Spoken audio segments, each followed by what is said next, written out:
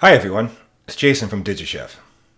For this video, we're going to be walking through how to import a PDF invoice. Let's get started. When you first log into your DigiChef account, the first page you'll see is your main company dashboard shown here. To import a PDF invoice, first click on the Orders tab in the navigation bar, then click on Overview. On the Overview page, look to the top right corner of your screen and click the Manage Imports button. Here, you can upload PDF invoices from a variety of suppliers. To begin, select the supplier.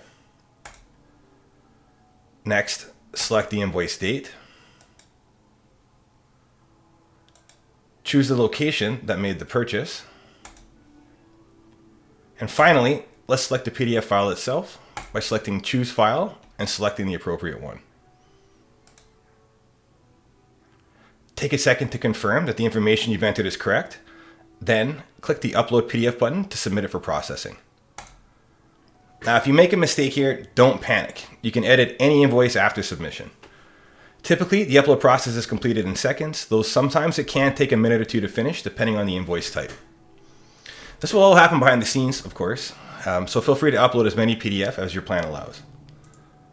Once your invoice is finished processing, you can find it located in the Orders Overview page and view its details, or you can jump right to it by clicking View.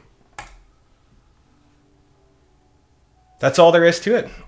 Once your PDF has been imported, DigiChef will automatically update all of your ingredient, recipe, and menu food costs that use the items contained on it. Plus, if we catch any price variances, as shown here, we'll also highlight them all in an email. For now, that's it for this video on importing a PDF invoice.